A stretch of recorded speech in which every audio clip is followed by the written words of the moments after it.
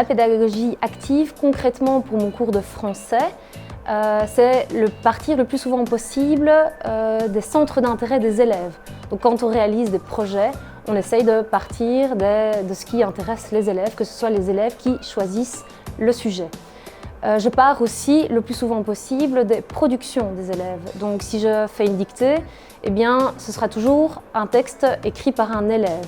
Et quand on corrige la dictée, quand on fait la synthèse, eh bien, ce sont les élèves qui vont choisir ce qu'il faut retenir, donc les points de grammaire qu'il y a à retenir dans cette dictée.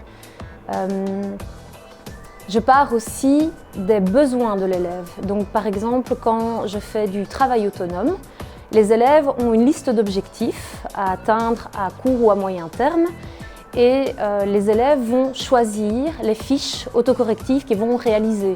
Si je prends un exemple, celui de la conjugaison, disons que je demande aux élèves de connaître tous les temps de l'indicatif, eh bien tous n'auront pas besoin de revoir l'imparfait, le futur simple, donc ils vont chacun pouvoir avancer à leur rythme selon leurs besoins.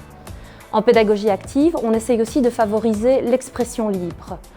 Une pratique très connue en cours de français, c'est le texte libre. Les élèves choisissent le genre, le contenu, les idées, ça donne des productions très variées.